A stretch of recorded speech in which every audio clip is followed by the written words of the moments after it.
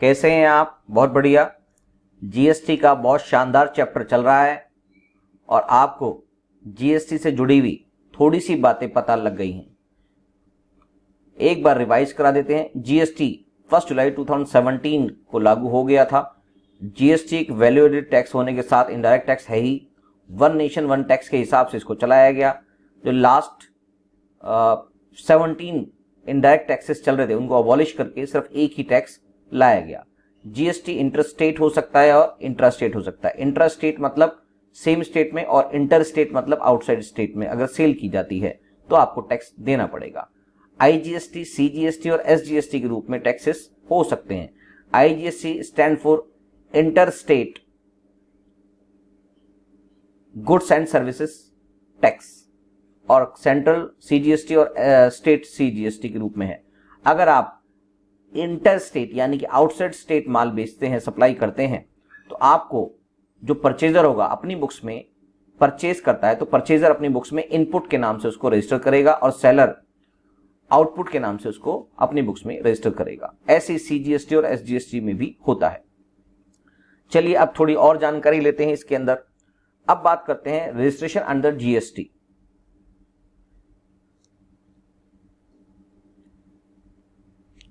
Registration under GST. GST में actually कौन register होगा, किस किस को रजिस्ट्रेशन कराना कंपलसरी है, उसके लिए ये बातें बताई गई हैं कि अगर आपका बिजनेस नॉन हिली एरिया में है तो क्या होगा। नॉन हिली एरिया के लिए अगर आपकी ग्रॉस टर्नओवर मतलब सेल होता है। ग्रॉस टर्नओवर अगर है आपकी कितनी with in state, non hill area के अंदर की बात कर रहे हैं, नॉन हिल एरिया के अंदर विद इन स्टेट होता है तो क्या होगा। तो आपके लिए इंट्रास्टेट जीएसटी लगेगा क्योंकि आपने विद इन स्टेट काम किया है। ग्रॉस टर्नओवर ऑफ गुड्स की बात हो रही है, सर्विसेज की बात नहीं हो रही। अगर ग्रॉस टर्नओवर ऑफ गुड्स यहां पर 40 लाख और मोर हो जाती है तो उसको जीएसटी में रजिस्ट्रेशन कराना कंपलसरी हो जाता है। अगर किसी की ग्रॉस टर्नओवर ऑफ गुड्स जो विद इन स्टेट किया जाता है, यानी कि यहां पर इसको हम इंट्रास्टेट भी बोल सकते हैं,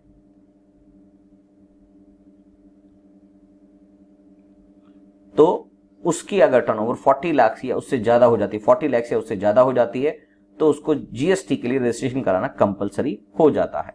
और अगर हम गुड्स की बात करें नॉन हिल एरिया में और सर्विसेज की बात करें, यानी कि ग्रॉस टर्नओवर ऑफ सर्विसेज की बात करें, तो उसके लिए इंट्रास्टेट के अंदर आपको 20 लाख और मोर अगर आपकी टर्नओवर हो जाती है इन केस ऑफ सर्विसेज तो आपको जीएसटी के अंदर रजिस्ट्रेशन कराना कंपलसरी हो जाता है। क्या मेरी बात समझ में आ गई? हाँ सर, सब समझ में आ रही है। और अगर हिल एरिया में आप अगर पहाड़ी क्षेत्र में है, हिली एरिया में है, तो क्या होगा। तो in case of goods gross turnover जो है, ग्रॉस टर्नओवर ऑफ गुड्स अगर आपकी 20 लाख और मोर है तो आपको रजिस्ट्रेशन कराना होगा जीएसटी में। और अगर ग्रॉस टर्नओवर ऑफ सर्विसेज हैं तो भी आपको इस केस में आपके पास 10 लाख की बात आएगी। 10 लाख और मोर तो आपको इसके अंदर रजिस्ट्रेशन कराना पड़ेगा।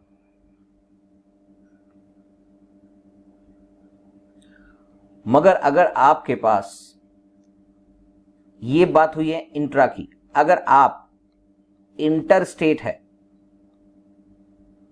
अगर इंटर स्टेट सप्लाई या सेल करते हैं तो इसके लिए जीएसटी ने कुछ भी नहीं बोला है अभी तक, इसके लिए कोई भी डिटेलिंग नहीं की है। इसका मतलब जो भी व्यक्ति इंटर स्टेट सप्लाई करता है उसके लिए ऑटोमेटिक ही जीएसटी का रजिस्ट्रेशन कंपलसरी हो गया और इसके लिए आईजीएसटी लगेगा।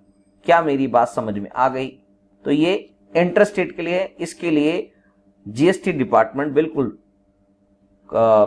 चुप है, इसके लिए कुछ भी उसने नहीं बोला है। तो इसका मतलब ये अंडरस्टूड है कि इंटर स्टेट सप्लाई या सेल करने वाला जो भी व्यक्ति होगा उसको आईजीएसटी के अंदर रजिस्ट्रेशन कराना कंपलसरी हो जाता है।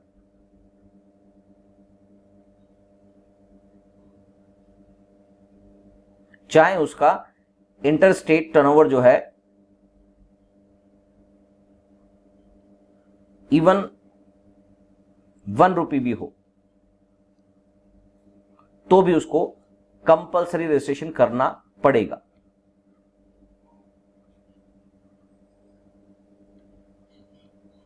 क्या ये बात क्लियर है? कंपलसरी रजिस्ट्रेशन करना पड़ेगा, मतलब इंटर स्टेट जो भी व्यक्ति अपने स्टेट से दूसरे स्टेट में माल बेचता है तो उसको कंपलसरी रजिस्ट्रेशन कराना पड़ेगा ही पड़ेगा, चाहे वो 1 रुपए का भी टर्नओवर क्यों ना करता हो।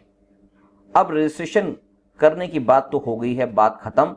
मगर अब ये बात आती है कि जीएसटी के रेट्स क्या हैं। अभी रिसेंटली जीएसटी के रेट्स अप्लीकेबल हैं, वो कौन कौन से रेट्स हैं?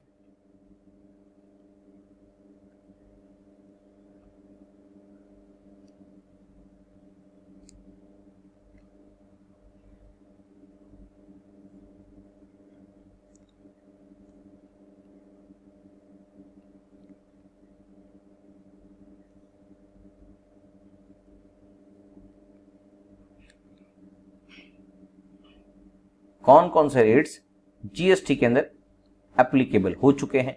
जो रेट्स हैं वो आपके लिए अवेलेबल हैं 0%, 5%, 12%, 18% एंड 28%।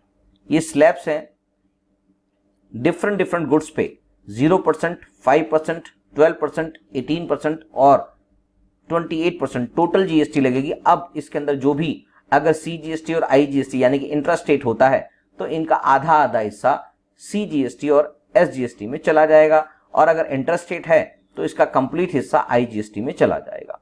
क्या मेरी बात समझ में आ गई? Rate prescribed by the GST department 0%, 5%, 12%, 18% और 28%, यानी कि 5 स्लैब्स अभी हमारे पास करंट सिनेरियो के अंदर अवेलेबल है। ये बात बिल्कुल क्लियर हो चुकी होगी। आगे की बात करें तो जीएसटी जो होती है वो कौन सी वैल्यू पे लगती है? सेल वैल्यू तो होती है, मगर जीएसटी की जो वैल्यू है कौन सी लेवल, किस पे चार्ज की जाएगी? जीएसटी इज लेवेड और charged on net value of sales, net value of sale. अब ये sir net value of sale का मतलब क्या होता है? नेट वैल्यू ऑफ सेल का मतलब होता है आफ्टर डिस्काउंट, यानी कि आफ्टर ट्रेड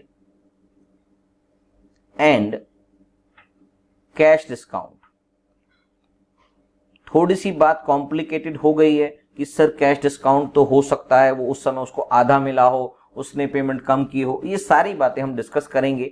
मगर जीएसटी हमेशा नेट वैल्यू ऑफ सेल पे लगाई जाती है, और नेट वैल्यू का मतलब है जिसके अंदर से ट्रेड डिस्काउंट और कैश डिस्काउंट दोनों कम किए जा चुके हों।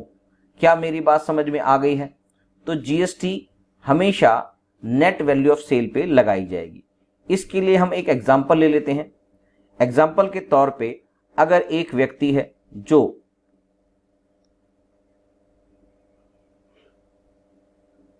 एक टीएस ग्रेवाल सर की बुक का ही एक क्वेश्चन है, वो ले लेते हैं। इलस्ट्रेशन 1, एग्जांपल 1 है, उसमें बोला गया Amar sons Delhi sold goods to Atul brothers. Amar sons Delhi sold goods to Atul brothers Delhi, यानी कि एक व्यापारी है अमर सन्स, और वो दिल्ली का व्यापारी है, और एक व्यापारी है अतुल ब्रदर्स, ये भी दिल्ली का व्यापारी है जो रजिस्टर्ड है दिल्ली में। अमरसंस ने लिस्ट प्राइस 20,000 का बुक जो भी गुड्स से वो बेचे, लिस्ट प्राइस है 20,000 रुपीज के गुड्स, जिस पे उसको डिस्काउंट जिस पर उसने डिस्काउंट दिया, लेस ट्रेड डिस्काउंट दिया, क्वेश्चन में लिखा है 10%, और जो रेट ऑफ सीजीएसटी और एसजीएसटी है वो है 6% ईच, यानी कि 12% वाला स्लैब है।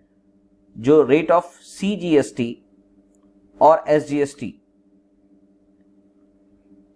वो लगेंगे 6% ईच, यानी कि 12% का स्लैब है। तो अब बताइए कि सीजीएसटी या एसजीएसटी किस अमाउंट पे निकलेगा। तो हम बात कर लेते हैं। जो लिस्ट प्राइस है 20,000 लेस ट्रेड डिस्काउंट जो मिला है 10% ऑफ एलपी, जो बन जाता है आपका 10% के हिसाब से 2,000, आपका अमाउंट बन जाता है 18,000। अब 18,000 पे एक्चुअली 12% सीजीएसटी और एसजीएसटी मिलाकर लगेंगे। तो यहां पर ऐड कर देंगे जो भी व्यक्ति इसको माल परचेज कर रहा है और जो सेल कर रहा है, दोनों के लिए ये ऐड अमाउंट होगा, क्योंकि ये एक टैक्स का अमाउंट है। तो सीजीएसटी और एसजीएसटी दोनों का प्रिस्क्राइब रेट यहां क्वेश्चन में है 6% ऑफ नेट सेल वैल्यू। क्या बात क्लियर है? हां सर, ये बात क्लियर हो रही है। तो 6% के हिसाब से आपके पास 18,000 का जो 6% होता है, 20,000 का 6% यहां नहीं निकलेगा, तो 18,000 के हिसाब से 6% जो है आपका अमाउंट आ जाता है 1080। ये दोनों चीजें इसके अंदर प्लस हो जाएंगी।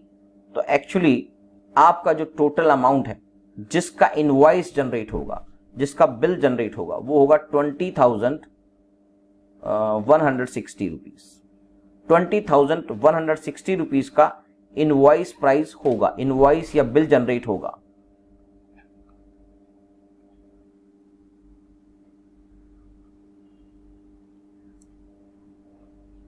बिल जनरेट होगा। क्या मेरी बात समझ में आ रही है? तो इसके हिसाब से आपको ये यहां पर समझाने वाली बात थी कि जो जीएसटी है वो आफ्टर डिस्काउंट लगाया जाता है, ना कि यहां पर जो लिस्ट प्राइस था उस पे नहीं लगाया गया, बल्कि ये जो अमाउंट है इस पे नहीं लगाया गया, एग्जैक्टली इस पे लगाया गया, जो हमारा एक्चुअली सेल वैल्यू है आफ्टर डिस्काउंट वैल्यू। क्या बात क्लियर हो गई है? तो चलिए अब एक और एग्जांपल ले लेते हैं जहां पर ट्रेड डिस्काउंट और कैश डिस्काउंट दोनों लग रहे हैं। फटाफट से ये क्वेश्चन समझ में आ जाएगा। Hari and company Delhi sold goods to Anil and company Delhi, list price at 1 lakh, less trade discount है 20%, कैश डिस्काउंट है 2%। Anil and company paid the amount at the time of sale, और सीजीएसटी एसजीएसटी 6% पे इनवॉइस प्रिपेयर करना है हरी एंड कंपनी के द्वारा। वो आप बताइए कितने अमाउंट पे होगा। तो आपके पास क्वेश्चन है, सिंपल सा क्वेश्चन है, इसको भी मैं फटाफट से कर देता हूं। आपके पास जो लिस्ट प्राइस है वो 1 लाख रुपीज है, और यहां पर ट्रेड डिस्काउंट 20% है। 20% के हिसाब से 20,000 ट्रेड डिस्काउंट हो गया, 80,000 आ गया, और सारा अमाउंट पेड है। इसका मतलब जो अमाउंट है वो कैश डिस्काउंट के रूप में होगा, कंप्लीट वैल्यू का, इस अमाउंट का जो सेल वैल्यू आई है, नेट सेल वैल्यू, इसमें से कैश डिस्काउंट जो है वो है 2%। 2% के हिसाब से जो सेल वैल्यू का डिस्काउंट आया, डिस्काउंट कैश डिस्काउंट, वो आया 1,600 रुपीज का। इसके बाद जो वैल्यू बच गई 78,400 रुपीज आ जाता है, और जो जीएसटी लगेगा सीजीएसटी और एसजीएसटी के रूप में वो 6% ही लगेगा दोनों तरफ, जो बन जाता है 4704। और फाइनली इसका जो इनवॉइस प्राइस आएगा वो आएगा 87,808।